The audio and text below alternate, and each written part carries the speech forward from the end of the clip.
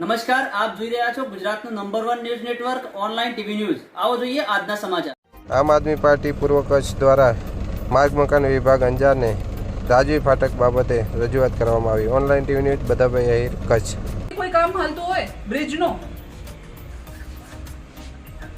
હા તો ડિટેલ આપો સાહેબ, કેટલા વર્ષથી ચાલી રહ્યું છે?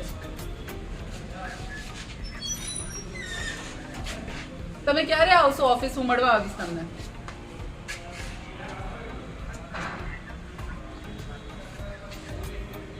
તો ટાઈમ આપો, કાલનો, પરમ દિવસનું, તમે જ્યારે ફ્રી હો ત્યારે મને આ મુદ્દે ચર્ચા કરવાની છે। ત્યાં કામ ચાલતું નથી એને 2-3 મહિના થઈ ગયા છે, કાંઈ એક્ટિવિટી નથી બ્રિજ પર। હમણાં આ મારો વોટ્સએપ નંબર છે સાહેબ। અહીંયા જવાબદાર વ્યક્તિ કોણ છે? તમે નથી તો કોનાથી વાત કરી શકીએ?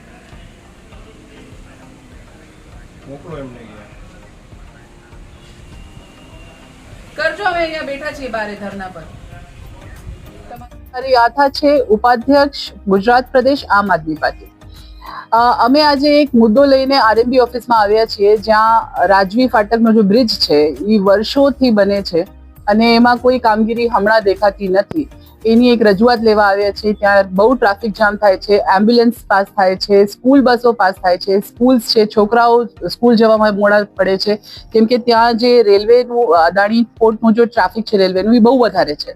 તો 5-5 મિનિટમાં ફાટક બંધ થાય અને લોકો બહુ તકલીફ થઈ રહ્યા છે। આપણા માનનીય ધારાસભ્ય બેન કે છે કે રેનોવેશન થાય તો થોડી તકલીફ ભોગવવી પડે, પણ ઈ રેનોવેશન ઘરનું ક્યારેક તો પૂરું થાય છે ને, આ તો પૂરું જ થતું દેખાતું જ નથી ને કઈ કામગીરી પણ દેખાતી નથી। એટલે અમે એક રજૂઆત કરવા આવ્યા છીએ કે આ બ્રિજને જે પણ ટાઈમલાઈન હોય એ ટાઈમલાઈનની અંદર પૂરું કરીને લોકોને રાહત આપો, એવી અમારી માંગ છે પ્રશાસનથી। આજે અમે આરએમબી ઓફિસ આવ્યા, પણ અહીંયા કોઈ અધિકારી, આ ઓફિશિયલ વર્કિંગ આવર્સ છે, આમાં કોઈ અધિકારી હાજર નથી અહીંયા જવાબ દેવા માટે। અને અમને બીજે બોલાવે છે જ્યાં એ લોકો મીટિંગ કરવા છે, તો પણ અમે ત્યાં જશું, એમનાથી વાત કરશું અને જે પણ આનું નિરાકરણ છે એ જલ્દથી જલ્દ આવે એવી અમારી માંગણી છે। Thank you. હું સુનિલ જેઠવાની આમ આદમી પાર્ટીમાંથી વાત કરું છું।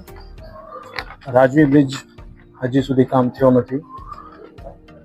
અમે આરએનબી અંજાર ઓફિસમાં સાહેબોનો વેઇટ કરીએ છીએ। આ ટાઈમ અત્યારે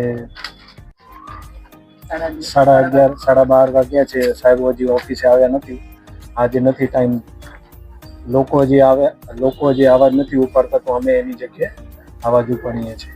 અમે બધા જનતા સાથે છીએ, અમે જનતાની આવાજ બનીને પુરાવો કરશું।